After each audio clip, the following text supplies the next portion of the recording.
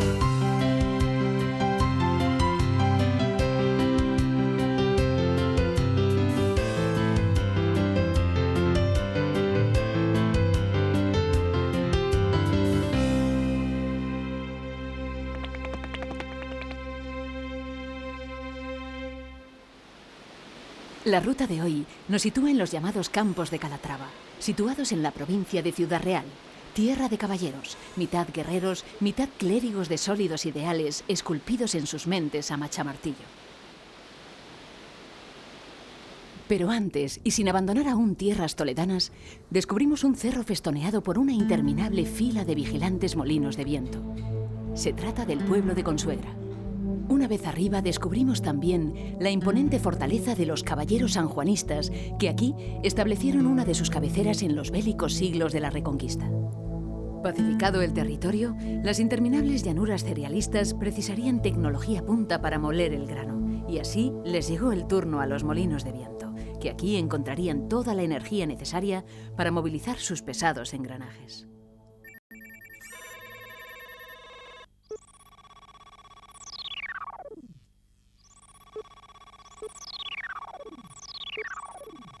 Continuamos con nuestra ruta y nos desviaremos de la Nacional 4 por la localidad de Arenas de San Juan en dirección a nuestra próxima parada, las Tablas de Daimiel.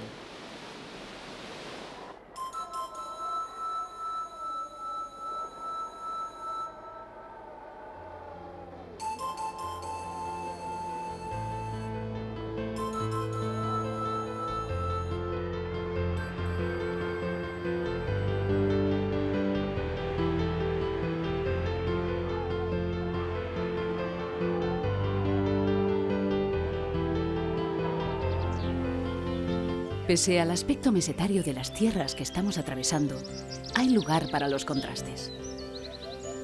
Así, prácticamente al borde de la carretera, nos encontramos con un paraje natural de la importancia de las Tablas de Daimiel, parque nacional situado en pleno corazón de la denominada Mancha Húmeda, formado por el desbordamiento del Guadiana en su tramo medio, en un lugar donde el terreno es completamente llano.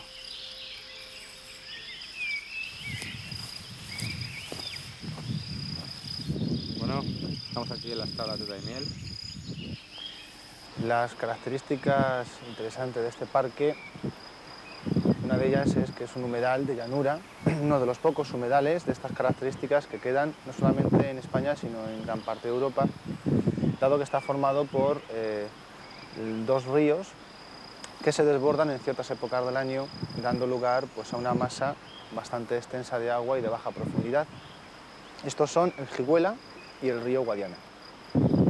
La importancia de un humedal tan extenso pues estribaría también en la cantidad de aves que visitan este parque. Dos periodos muy importantes pues, es la llegada de las especies del norte de África, que llegan en la época de primavera. Los meses muy buenos para visitar el parque pues serían meses de marzo, abril y mayo. Y luego encontraríamos el final del otoño o principio del invierno, en donde llegan todas las especies invernantes del norte y del centro de Europa a pasar aquí esa temporada, que son inviernos un poco más suaves y en donde pues, encuentran más fácilmente el alimento. Otra especie importante en el parque es la vegetación. En todos los humedales la vegetación típica es el marjal. compuesto por carrizos, por eneas, por masiegas, y como vegetación arbórea podemos ver el taray. Justo en los límites del parque pues podemos ver las estribaciones de los montes de Toledo, las llamadas sierras de la Calderina, o también denominadas en la zona sierras de Villarrubia, de las cuales pues bajan también arroyos importantes de aguas dulces que en ciertas épocas del año nutren al Parque Nacional. En la zona de uso público del Parque Nacional, las tablas de Daimiel, hay 3 itinerarios, cada uno identificados con un color para facilitar su acceso. Para poder pedir información sobre el Parque Nacional, únicamente hay que llamar al servicio de información del visitante.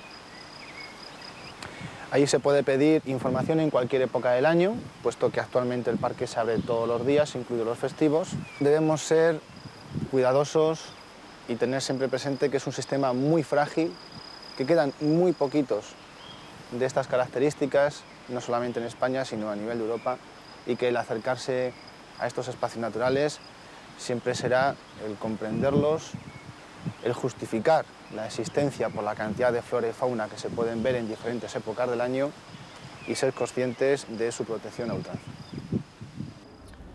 Uno de los mejores testigos del vuelo de las aves en estos parajes lo tenemos aquí, en la Plaza de España de Daimiel, concretamente en este olivo milenario, plantado por los árabes al final del primer milenio.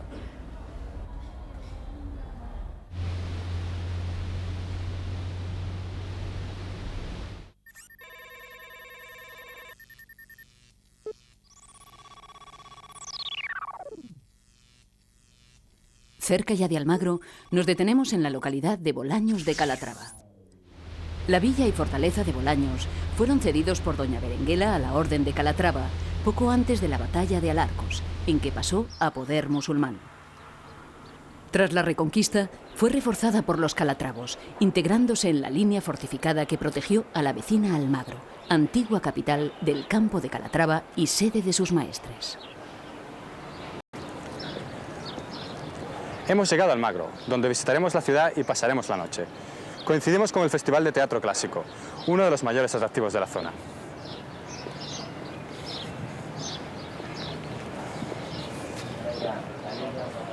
Pero el estómago, reloj infalible, nos dice que hay que reponer fuerzas. Y ningún sitio mejor en Almagro que el restaurante El Corregidor.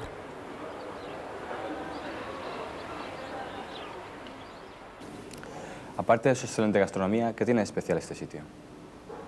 Nosotros siempre comentamos que es un local que depende con quién vengas y a la hora que vengas tengas un sitio para elegir. Lo mismo puedes tomarte una copa en su patio empedrado, con el sonido de las fuentes, o puedas hacer una comida en plan informal, o bien subir a su restaurante y hacer una comida más, una cocina mucho más elaborada.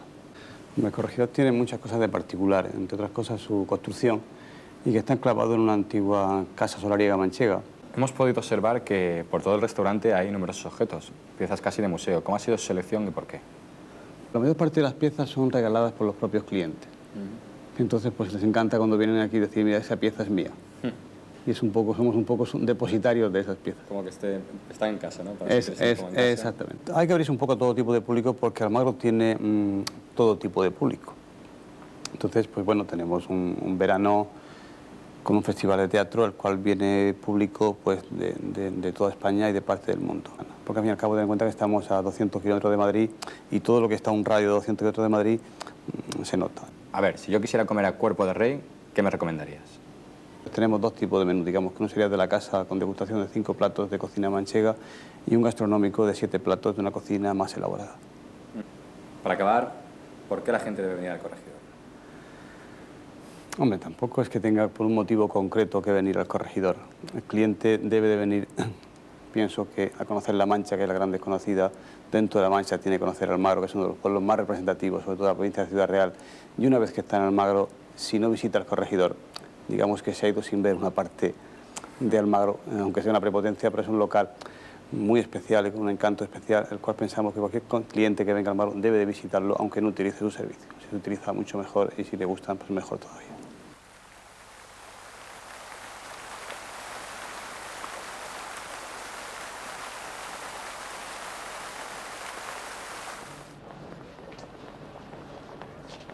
Nos encontramos en la célebre Plaza Mayor de Almagro, uno de los lugares más pintorescos y característicos de La Mancha. Aquí todo respira un cierto aire flamenco, gracias a sus galerías acristaladas y a sus casonas palaciegas que se intercalan entre los soportales. Además, se pueden ver aquí a diario las simpáticas mujeres de Almagro haciendo su particular encaje de bolillos. Pero chica, ¿qué te vas a chicharrar?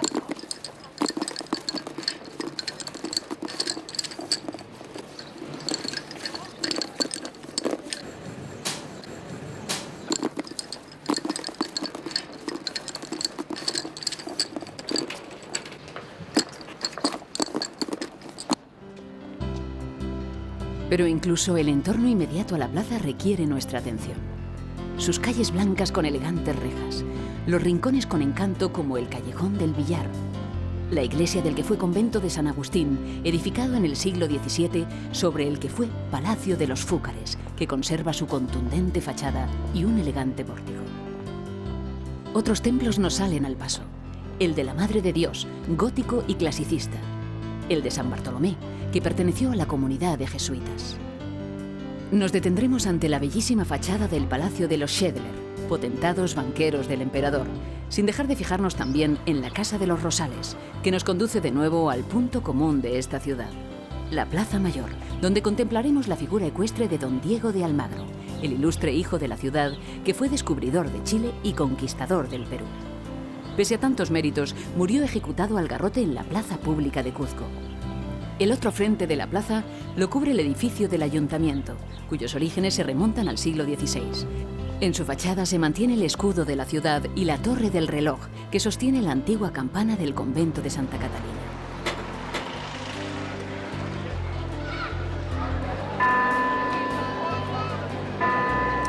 De lo que no cabe duda es que este era el eje central de la población. Aquí se celebraban los mercados, las fiestas y los espectáculos taurinos. Bordeamos el convento de Santa Catalina, que fue albergue de frailes franciscanos y hoy pertenece a la red de paradores de turismo. En el convento de la Encarnación nos fijamos en el escudo de armas del conde de Valparaíso, sostenido por dos leones rampantes. Más austeros son los escudos de la antigua cárcel, donde tampoco falta el de los Calatravos. Dejaremos atrás el templo del Salvador y contemplaremos el escudo del emperador en el convento de Santo Domingo. En el repertorio de palacios veremos ahora el construido en el siglo XVII por los condes de Valparaíso y el de los marqueses de Torremejía. Muy cerca veremos también la fachada de la casa del capellán de las Bernardas. Si por algo se caracteriza Almagro es por su larga tradición teatral. Una buena parte de ello es el Museo del Teatro y el Corral de Comedias, que ha permanecido en pie y en activo después de tantos siglos. Vamos a pasar ahora al interior a disfrutar del edificio y a enterarnos de su larga y curiosa historia.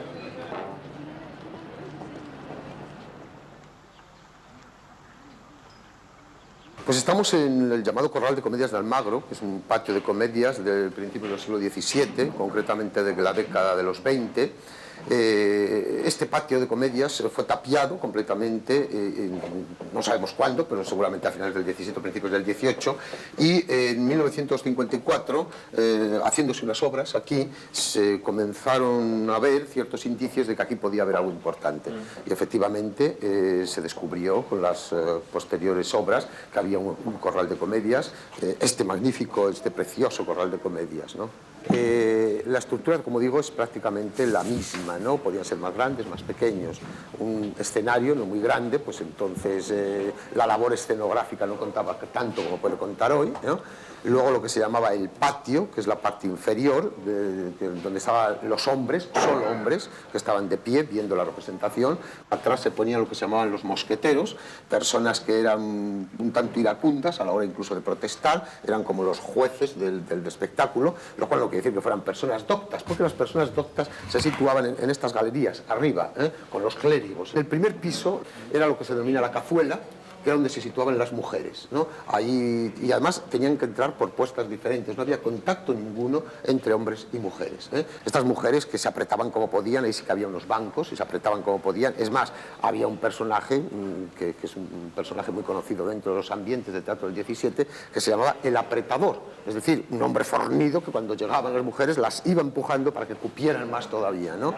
Y luego ya en las galerías y en los aposentos que están lateralmente, tanto abajo a nivel de patio como posteriormente, pues ahí se sentaban también hombres, público ya un poco más burgués que el público más popular de abajo, e incluso en la parte del fondo, sobre el escenario, con aquellas celosías que se ven, pues ahí es donde se situaban personajes nobles, e incluso en los coliseos de Madrid, en los patios de comedias de Madrid, allí hasta el propio rey iba a alguna representación.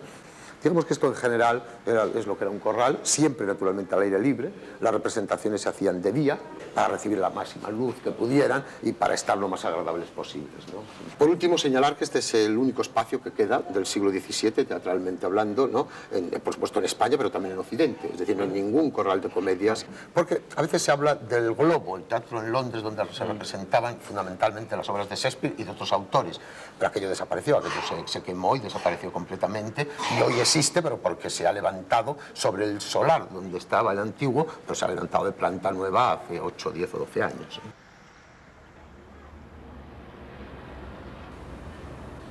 El Museo del Teatro guarda entre sus fondos pues todos aquellos elementos artísticos, documentales o históricos que han tenido que ver con la historia de nuestro teatro. Los bocetos para los diseños de los figurines, los diseños para las escenografías, también retratos de actores, diseños para carteles, las maquetas para levantar una escenografía. Entonces esto es lo que va a encontrar el visitante cuando viene al Museo del Teatro, es decir, todos aquellos elementos como piezas de un puzzle que reunidos todos conformarían y darían lo que ha sido hasta ahora la historia del teatro en España.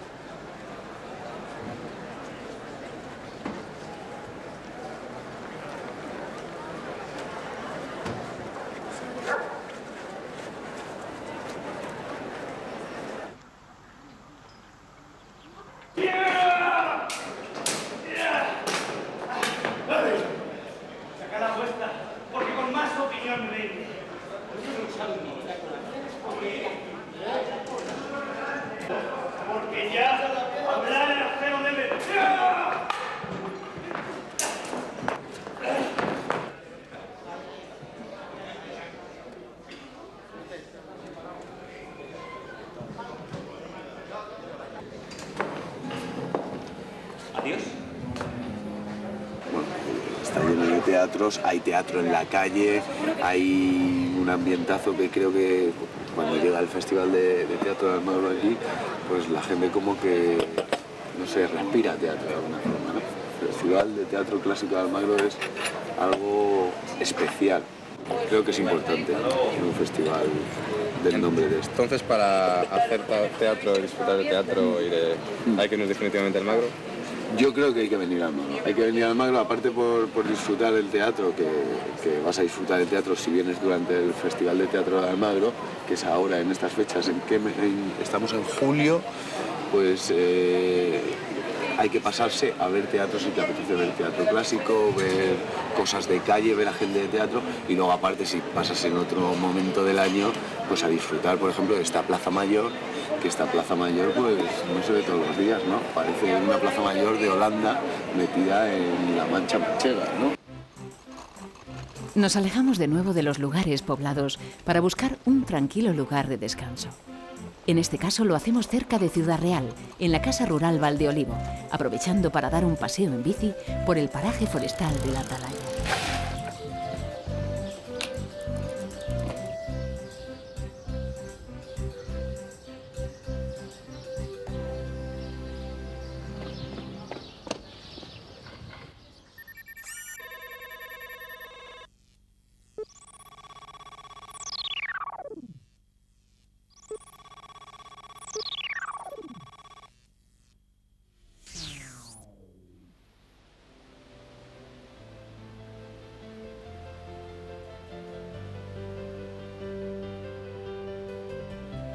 Hemos llegado a un lugar donde podemos encontrar ruinas de distintas épocas, restos romanos, ibéricos y los muros de una gran muralla árabe. Y sobre todo el recuerdo de la cruenta batalla de Arcos, que ocurrió aquí en 1195. En esta batalla, las tropas almohades del emir Abu Yaqub arrasaron a las de Alfonso VIII, haciéndose dueñas así del campo de Calatrava. Sería tras la histórica batalla de las Navas de Tolosa, en 1212, cuando Alfonso VIII pudiera vengarse y retomar el dominio de estas tierras. Tras la revancha de las Navas, este lugar se convierte en un reducto cristiano, donde se alza un santuario románico. Hoy nos llama sobre todo la atención su portada bajo un enorme rosetón estrellado, meta de numerosas peregrinaciones y romerías desde tiempos remotos. Tras la victoriosa batalla de las Navas, los caballeros calatravos desplazaron la cabecera de la orden al sur de Almagro, aprovechando las excelentes condiciones estratégicas de estos cerros. Aquí fundaron el Sacro Convento, también llamado Calatrava la Nueva. Aparece de pronto la silueta roqueña de la fortaleza, dominando un valle de pastos rodeados de montañas. Para llegar hasta los restos de la antigua ciudadela, hay que serpentear cerro arriba entre encinas, acebuches y sabinas. Es este un emplazamiento casi imposible de alcanzar en aquellos días, que a muchos recuerda el misterioso lugar descrito por Humberto Eco en El nombre de la rosa. Quedan restos que permiten hacerse idea del Sacro Convento, tanto de sus recursos defensivos, puertas y poternas, murallones y torres, como de sus dependencias monásticas, claustro, refectorio, sala capitular y celdas, todo ello muy desmantelado.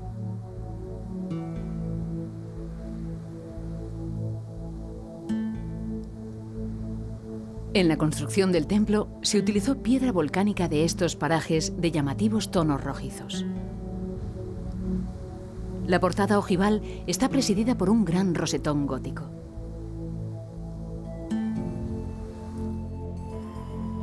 El interior es un impresionante y austero conjunto de 3 largas naves, coronado por unas perfectas bóvedas de ladrillo, probablemente obra de alarifes mudéjares.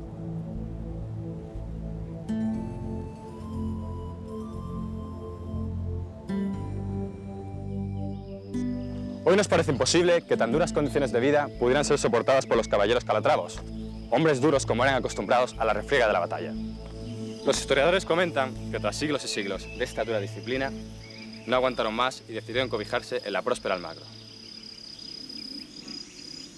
El silencio de estos parajes nos hace añorar el ruido de la urbe, y nosotros, caballeros por un día, nos marchamos.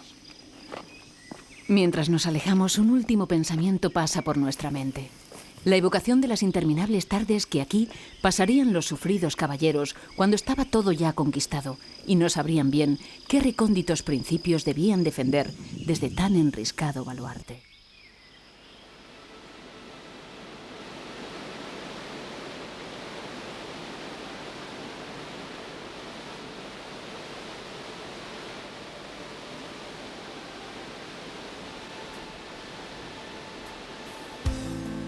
Nos despedimos de las llanuras del campo de Calatrava con las vistas nocturnas de Ciudad Real, un lugar creado por Alfonso X el Sabio en el siglo XIII, en su estrategia de crear un área de influencia real dentro del gran territorio dominado por los caballeros calatravos.